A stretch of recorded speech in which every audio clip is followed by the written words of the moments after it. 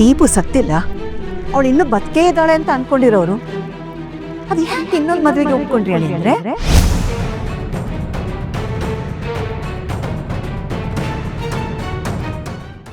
ನಾನು ನಮ್ಮ ಮನೆಯವರು ನಿಮ್ಮನ್ನ ಎಲ್ಲೋ ಇಟ್ಟಿದ್ವಿ, ಸಿಕ್ಕಿದ್ರೆ ನಿಮ್ಮಂತ ಅಳಿಯನೇ ಸಿಗ್ಬೇಕು ಅಂತ ಯಾವಾಗಲೂ ಅಂದ್ಕೊಳ್ತಿದ್ವಿ. ಆದರೆ ಇವತ್ತು ನೀವು ಎಲ್ಲರ ಥರ ಸಾಧಾರಣ ವ್ಯಕ್ತಿ ಅಂತ ಗೊತ್ತಾಯಿತು. ಗಂಡ ಸತ್ರೆ ಹೆಣ್ಣಿಗೆ ವಿಧವೆ ಪಟ್ಟ ಕಟ್ತಾರೆ, ಆದರೆ ನೀವು ಇನ್ನೊಂದು ಮದುವೆ ಆಗಕ್ಕೆ ಹೊರಟಿದ್ದೀರ. ಹೆಣ್ಣಿಗೊಂದು ನ್ಯಾಯ, ಗಂಡಿಗೊಂದು ನ್ಯಾಯ ಅಲ್ವಾ? ನೋಡಿ, ಚಿರು ಬಗ್ಗೆ ಇಲ್ದಿರ ಅಪಾದ ಎಲ್ಲ ಹೊರಿಸ್ಬೇಡಿ. ಅವ್ನು ಈಗಲೂ ದೀಪನ್ ಹಚ್ಕೊಂಡಿದ್ದಾನೆ. ಹಾಗಾದ್ರೆ ಅಳಿಯಂದಿರಿಗೆ ತಲೆ ಕೆಡಿಸಿ ಅವ್ರಿಗೆ ಬಲವಂತವಾಗಿ ಇನ್ನೊಂದು ಮದುವೆ ಮಾಡಿಸಕ್ ಹೊರಟಿರೋದು ನೀವು ಅಲ್ವಾ? ಅತ್ತೆ ಅತ್ತೆ ಪ್ಲೀಸ್, ನಾನು ಒಪ್ಕೊಂಡಿದ್ರಲ್ಲಿ ಅದಕ್ಕೆ ಮಾತ್ರ ಪಾತ್ರ ಇಲ್ಲ, ಅದಕ್ಕಪ್ಪನೂ ಕಾರಣ.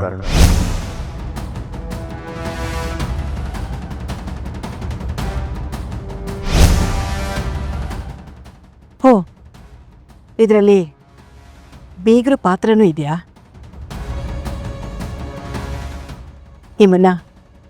ನಿಮ್ಮನ್ನ ಬೀಗ್ರಾಗಿ ಪಡೆದಿದ್ದಕ್ಕೆ ಸಾರ್ಥಕ ಆಯ್ತು.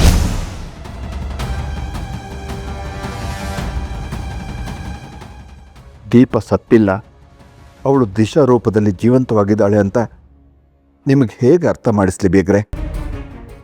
ಚಿರುಗೆ ದಿಶಾ ರೂಪದಲ್ಲಿರೋ ದೀಪ ಮತ್ತೆ ಸಿಗಲಿ ಅನ್ನೋ ಉದ್ದೇಶದಿಂದ ನಾನು ಈ ಮದುವೆಗೆ ಒಪ್ಪಿದ್ದೀನಿ.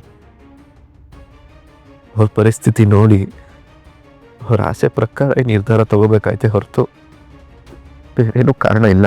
ಏನಳಿ ಅಂದರೆ, ಒಂದು ವೇಳೆ ನಿಮ್ಮ ಜಾಗದಲ್ಲಿ ದೀಪು ಇದ್ದು ನೀವಿಲ್ಲದೆ ಹೋದಾಗ ನನ್ನ ಮಗಳಿಗೆ ನಾವು ಮದುವೆ ಮಾಡ್ಸಕ್ಕೆ ಹೊರಟಿದ್ರೆ ನಿಮ್ಮ ಮನೆಯವರೆಲ್ಲ ಸುಮ್ಮನೆ ಇರ್ತಿದ್ರ?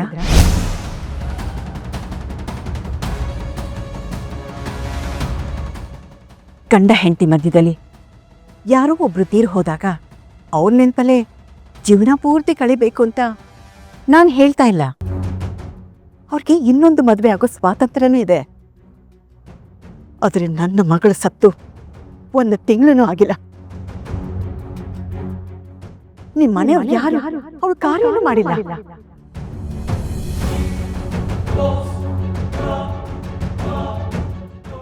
ತಾವು ಕಾರ್ಯ ಮಾಡಕ್ಕೆ ಹೊರಟಾಗ ನೀವೇ ಬಂದು ತಡೆದಿದ್ರಿ. ಯಾರೊಬ್ರು ಶ್ರದ್ಧಾಂಜಲಿನೂ ಸಲ್ಲಿಸಿಲ್ಲ.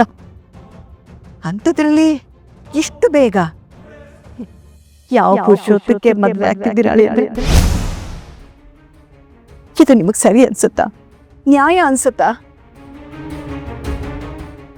ನನ್ನ ಮಗಳ ಆತ್ಮಕ್ಕೆ ಶಾಂತಿ ಸಿಗೋವರೆಗೂ ನಾನು ಈ ಮದುವೆ ನಡೆಯಕ್ಕೆ ಬಿಡೋದಿಲ್ಲ.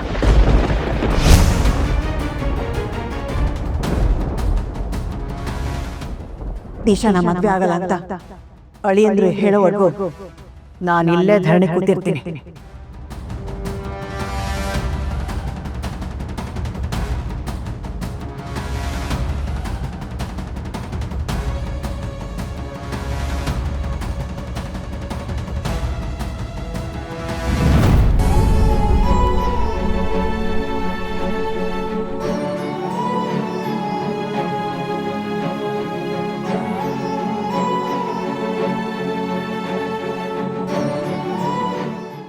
ಅಮ್ಮ, ದೀಪು,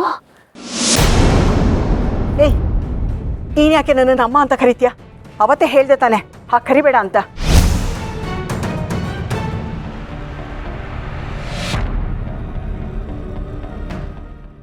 ನನ್ಗಿದ್ದಿದ್ದು ಒಬ್ಳೇ ಮಕ್ಕಳು, ನನ್ನ ದೀಪು.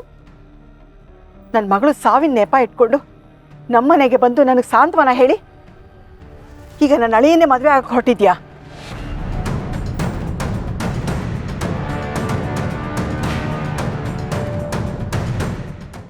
ಎಲ್ಲರೂ ಸೇರ್ಕೊಂಡು ನನ್ನ ಬೆನ್ನ ಹಿಂದೆ ನನಗೆ ಚೂರಿ ಹಾಕಿ ಮೋಸ ಮಾಡ್ತಿದ್ದೀರಾ?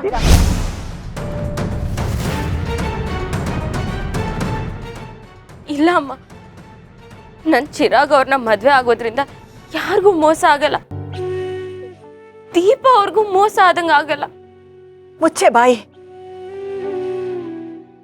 ಯಾವುದೇ ಕಾರಣಕ್ಕೂ ನೀನು ನಮ್ಮ ಅಳಿಯನ ಮದ್ವೆ ಆಗಕ್ಕೆ ನಾನು ಬಿಡಲ್ಲ.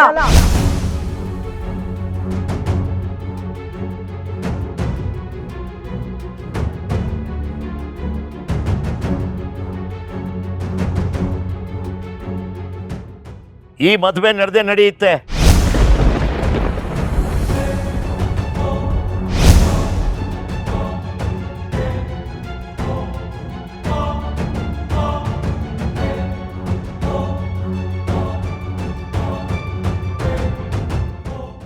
ಏನ್ ಹೇಳ್ತಾ ಇದ್ದೀರಾ?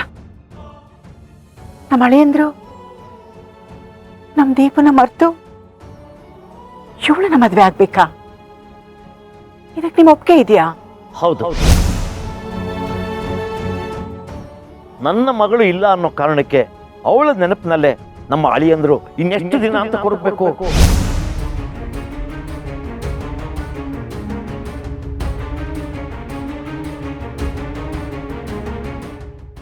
ಈ ಮನೆಯವರು ಅವಳ ನೆನಪಿನಲ್ಲೇ ಎಷ್ಟು ದಿನ ಯೋಚನೆಯಲ್ಲಿರ್ಬೇಕು? ನನ್ನ ಪ್ರಕಾರ ನಮ್ಮ ಅಳಿಯಂದ್ರು ದಿಶಾನ ಮದುವೆ ಆಗೋದ್ರಲ್ಲಿ ಯಾವ ತಪ್ಪು ಇಲ್ಲ.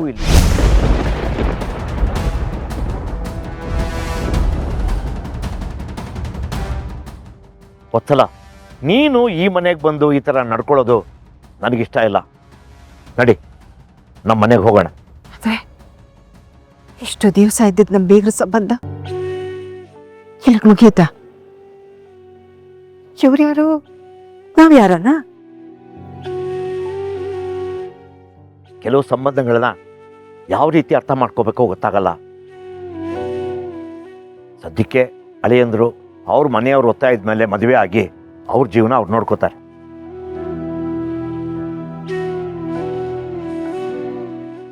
ಅಳಿಯಂದ್ರಿಗೆ ಇನ್ನೊಂದು ಮದುವೆ ಮಾಡ್ಕೋಬೇಡಿ ಅಂತ ಹೇಳೋ ಅಧಿಕಾರ, ಹಕ್ಕು ನನಗಾಗಲಿ ನಿನಗಾಗಲಿ ಇಲ್ಲ. ಎಲ್ಲ ಅವ್ರವ್ರ ನಿರ್ಧಾರ. ನಾವು ಮನಸ್ಸು ಗಟ್ಟಿ ಮಾಡಿಕೊಂಡು ಅವ್ರಿಗೆಲ್ಲ ಒಳ್ಳೇದಾಗಲಿ ಅಂತ ಹರಿಸೋದಷ್ಟೇ ನಮ್ಮ ಕೆಲಸ. ಥರ ಮನ್ಸು ಹೊಡೆಯೋ ಥರ ನಡ್ಕೊಳ್ಳಬಾರ್ದು, ಮಾತಾಡಲೂಬಾರ್ದು. ಏನ್ರಿ ಹೇಳ್ತಾ ಇದ್ದೀರಾ? ಇಷ್ಟು ಸುಲಭವಾಗಿ ನೀವು ನಿಮ್ಮ ಮಗಳನ್ನ ಬಿಟ್ಕೊಟ್ಬಿಟ್ರಾ? ಅವಳಿದ್ದಾಗ ದೀಪ ಪುಟ್ಟ, ದೀಪ ಮಗ ಅಂತ ಹೇಳ್ತಿದ್ದವರು ಅವಳಿಲ್ಲ ಅಂದ ತಕ್ಷಣ ಅವಳ ಬಗ್ಗೆ ತಲೆ ಕೆಡಿಸ್ಕೊಳ್ಳೋದನ್ನೇ ಮರ್ತ್ಬಿಟ್ರಾ? ಅಳಿಯಂದ್ರಿಗೆ ಇನ್ನೊಂದು ಮದುವೆ ಮಾಡಿಸ್ತೀನಿ ಅಂತ ಈ ಮನೆಯವರು ಒಪ್ಕೊಂಡ್ರೆ ನೀವು ಅಂತಿದ್ದೀರಾ?